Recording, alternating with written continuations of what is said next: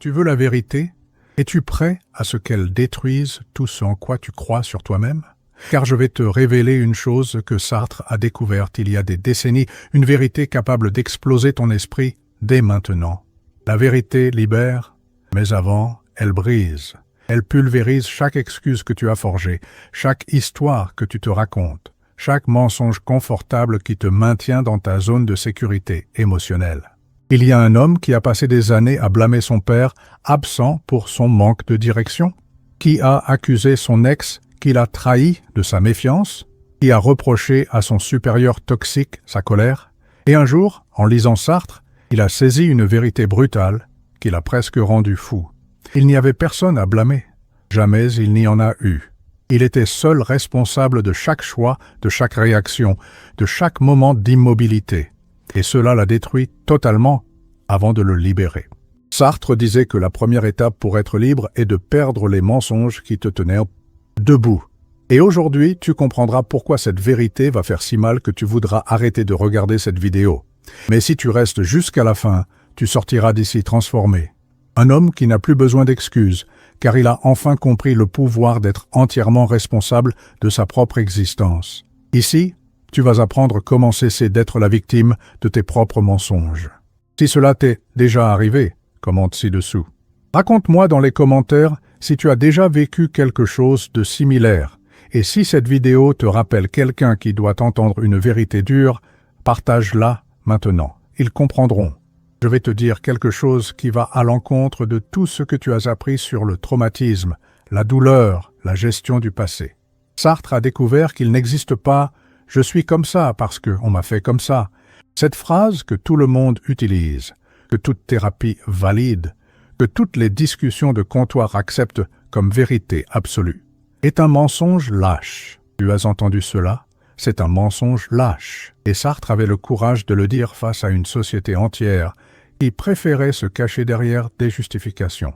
Il a renversé l'idée de destin, de culpabilité extérieure, d'excuses élaborées avec une phrase qui devrait être gravée sur le front de tout homme qui veut être libre. Et tu es ce que tu fais de ce qu'on a fait de toi.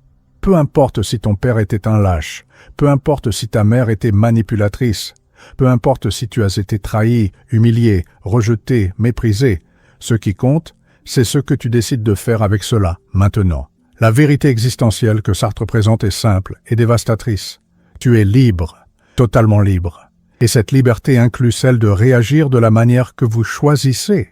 Mais cette vérité vous expulse de la zone de confort où vous vous sentez impuissant, où vous pouvez blâmer, vous plaindre, vous justifier, où vous pouvez dire « ce n'est pas ma faute » et vous sentir soulagé de la responsabilité d'agir. Sartre vous prive de cet soulagement. Il vous force à vous regarder dans le miroir et à réaliser que vous avez toujours eu un choix. Toujours. Même dans les moments les plus difficiles, vous disposiez au moins de la possibilité de choisir votre réaction intérieure. Et cela fait mal parce que cela signifie qu'au cours de toutes ces années, vous avez choisi d'être petit, choisi d'être réactif, choisi d'être victime. Non pas parce que c'était la seule option, mais parce que c'était la plus facile, la plus confortable, la plus socialement acceptée. La vérité sartrienne ne vous permet pas d'échapper à cette responsabilité. Elle vous oblige à reconnaître que vous êtes l'auteur de votre vie, même lorsque vous préférez l'ignorer.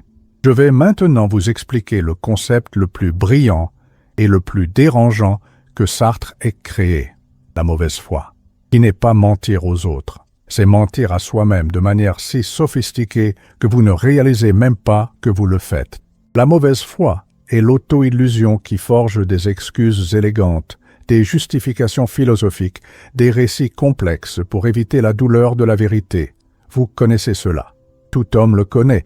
C'est quand vous dites « je suis timide » au lieu de « je choisis de ne pas prendre de risques ». C'est quand vous dites « elle ne me mérite pas » au lieu de « j'ai peur d'être rejeté ». C'est quand vous dites « le monde est contre moi » au lieu de « je n'ai pas le courage de lutter ». La mauvaise foi transforme les choix en traits de caractère, transforme la peur en personnalité, transforme la lâcheté en identité. Sartre montre que vous vous mentez pour ne pas avoir à agir, parce que agir fait mal. Agir signifie prendre des risques, signifie accepter que vous pouvez échouer, que vous pouvez être rejeté, que vous pouvez découvrir que vous n'êtes pas aussi exceptionnel que vous l'imaginez. Il est plus facile de créer une histoire intérieure où vous êtes victime des circonstances que d'admettre que vous êtes le créateur de ces circonstances. La mauvaise foi est une protection émotionnelle sophistiquée. Elle vous protège de l'angoisse d'être entièrement libre, car une liberté totale est terrifiante. Cela signifie qu'il n'y a personne à blâmer, personne pour vous sauver, aucun destin prédéterminé pour justifier votre paralysie. Vous êtes seul avec vos choix. Et c'est si effrayant que vous préférez vivre dans le mensonge. Mais cette protection vous paralyse et vous détruit de l'intérieur. Au fond, vraiment, tu sais que tu mens. Tu ressens le poids de la vérité non dite. Tu portes la culpabilité de ne pas vivre authentiquement. Et cela engendre une colère intérieure, une frustration constante, une sensation de perte de temps, de vie gaspillée, parce que c'est effectivement le cas. Si une partie de cette vidéo t'a fait réfléchir, marque ce moment dans les commentaires. C'est là que le changement commence. Et si tout cela t'a semblé pertinent jusqu'ici, laisse un like. Pas pour moi, mais pour toi-même. Lorsque vous acceptez enfin la vérité sartrienne, lorsque vous cessez de fuir votre liberté radicale, il se produit quelque chose de dévastateur. Tout ce que vous avez construit sur des mensonges s'effondre. Complètement. Sans pitié. Sans compassion. La vérité ne négocie pas avec votre zone de confort. Votre image sociale. Ce personnage que vous avez créé pour être accepté, pour être aimé, pour être respecté, s'effondre. Votre identité confortable, cette version de vous-même qui justifie tous vos échecs et votre médiocrité, devient poussière. Vos histoires de « oh pauvre de moi », vos récits de victimes des circonstances, vos alibis émotionnels, tout s'écroule. C'est comme découvrir que vous avez passé des années à évoluer dans un théâtre, à jouer un rôle que vous n'avez même pas consciemment choisi. Et soudain, quelqu'un allume les lumières et vous réalisez que rien de tout cela n'était réel. Les murs étaient en carton, le public était imaginaire. Et vous étiez seul sur scène, faisant semblant d'être quelqu'un que vous n'avez jamais été. Cet effondrement est nécessaire. Il est douloureux, mais indispensable. Parce que vous ne pouvez pas bâtir une vie authentique sur des fondations falsifiées. Vous ne pouvez pas être libre en portant les mensonges que vous avez créés pour vous protéger. Sartre savait que la démolition précède la reconstruction, que vous devez mourir à la personne que vous avez prétendu être avant de renaître à celle que vous êtes réellement. Et dans ce chaos, vous vous sentez perdu. Parce que si vous n'êtes pas la victime des circonstances, si vous n'êtes pas la pauvre âme incomprise, si vous n'êtes pas le malchanceux qui se fait toujours avoir, alors qui êtes-vous? Si vos excuses ne tiennent plus, si vos justifications ne tiennent plus, si vos alibis ne fonctionnent plus, que reste-t-il? Il ne reste que vous, nu, cru, sans masque, sans protection, sans histoires à raconter. Juste vous face à votre liberté totale et à l'effrayante responsabilité de décider qui vous souhaitez être à partir de maintenant. Et c'est cela, le prix de la reconstruction. C'est le prix de l'authenticité. C'est le prix de devenir véritablement libre. La liberté que Sartre propose ne vient pas avec un manuel d'instruction. Il n'y a pas de règles préétablies. Il n'y a pas de garantie de succès. Il n'y a pas de filet de sécurité. C'est une liberté radicale, absolue, terrifiante. Et cela engendre une angoisse existentielle, une angoisse profonde qui vous pousse à vouloir revenir précipitamment à vos anciens mensonges. Parce que, lorsque vous acceptez d'être entièrement libre, vous acceptez aussi qu'il n'y a pas d'excuse pour votre médiocrité, il n'y a pas de justification pour votre paralysie, il n'y a pas d'alibi pour votre échec. Vous êtes seul responsable de chaque choix, de chaque action, de chaque résultat, et cette responsabilité est écrasante. Imaginez-vous vous réveiller demain en sachant que tout dans votre vie dépend uniquement de vous. Votre succès, votre échec, votre bonheur, votre misère, votre développement, votre stagnation. Il n'y a personne à blâmer, rien à justifier, aucun destin à suivre. Juste vous, vos choix et les conséquences de ces choix. Cela devrait être libérateur, mais d'abord c'est effrayant, parce que cela signifie que si vous êtes malheureux, c'est parce que vous avez choisi de l'être. Si vous êtes bloqué, c'est parce que vous avez choisi de rester coincé. Si vous êtes seul, c'est parce que vous avez choisi de l'être. Et accepter cela fait plus mal que n'importe quel rejet extérieur. l'angoisse de la liberté et la vertige de contempler un abîme d'infinies possibilités et de réaliser que vous devez choisir, sans garantie, sans certitude, sans promesse de succès, et pire encore, en sachant que chaque choix exclura à jamais toutes les autres options. Mais cette angoisse est aussi le début de la véritable autonomie, car lorsque vous cessez d'attendre qu'on vous dise quoi faire, lorsque vous arrêtez de chercher des formules magiques, lorsque vous abandonnez les chemins tout tracés, vous commencez enfin à vivre votre propre vie, pas celle que l'on aurait voulu que vous viviez, pas celle qui serait plus facile à vivre, la vôtre, authentique, originale, entièrement vôtre. Seul celui qui a été brisé par la vérité peut se reconstruire avec authenticité.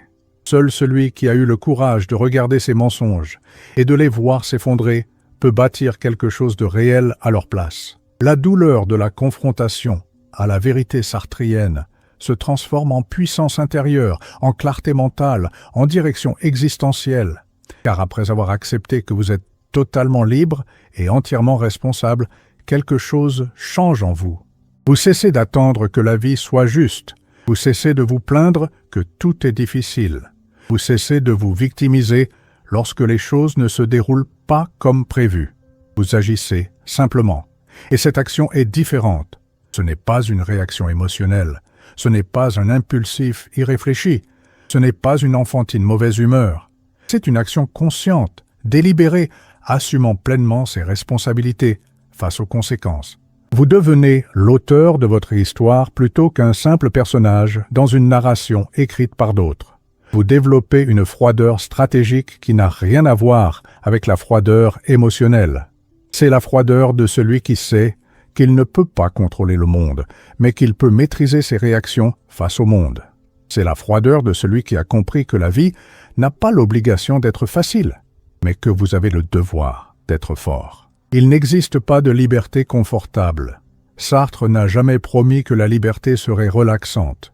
Au contraire, être libre demande un travail constant, une responsabilité permanente, un choix inlassable. Mais c'est aussi une vie vécue avec une présence réelle, une authenticité sincère, un impact véritable. Vous cessez de vivre dans le pilote automatique des excuses et commencez à vivre dans l'intensité totale des choix conscients. Chaque jour devient une opportunité de réaffirmer qui vous choisissez d'être. Chaque défi devient une chance d'exercer votre liberté. Chaque problème devient une invitation à créer des solutions. Vous souhaitez la liberté? Préparez-vous à mourir. Mourir aux mensonges qui vous consolaient. Mourir aux personnages qui vous protégeaient. Mourir aux masques qui vous cachaient. Mourir à la version confortable et fausse de vous-même. Car il n'y a pas de résurrection sans mort. Il n'y a pas de renaissance sans fin. Sartre dirait que la vérité qui vous libère est la même qui vous obligera à vous reconstruire à partir de zéro. Et cela, c'est renaître. Pas dans un sens religieux, romantique, plein d'espoir, mais dans un sens cru, réel, douloureux. C'est se réveiller nu dans un monde froid et décider quel genre de vêtements vous allez porter, quel homme vous souhaitez devenir, quel genre de vie vous voulez mener. La vérité existentielle ne promet pas que vous serez heureux. Elle promet que vous serez libre. Et la liberté est plus importante que le bonheur, car c'est elle qui rend le bonheur possible, pas le bonheur prêté, dépendant, conditionné, mais le bonheur créé, choisi, assumé. Lorsque vous acceptez votre liberté radicale, vous cessez d'attendre que quelqu'un vous sauve, et vous commencez à vivre en sachant que vous êtes le seul capable de vous sauver. Vous cessez de vivre en demandant la permission, et vous commencez à vivre en assumant l'autorité sur votre propre existence. Et oui, cela va détruire l'image que vous aviez de vous. Cela va anéantir vos excuses préférées. Cela va démolir vos justifications les plus élaborées. Cela va exposer vos mensonges les plus sophistiqués. Mais au final, à la place de tout cela, il ne restera que vous, véritable, authentique, libre, et responsable de chaque seconde de la vie que vous choisirez de vivre à partir de maintenant. Maintenant, dites-moi, allez-vous encore essayer d'être compris ou avez-vous déjà compris le jeu? Écrivez cela, c'est votre contrat de rupture. Et si vous souhaitez continuer à entendre des vérités que personne d'autre n'osera vous dire, inscrivez-vous. Ici, l'illusion ne survit pas.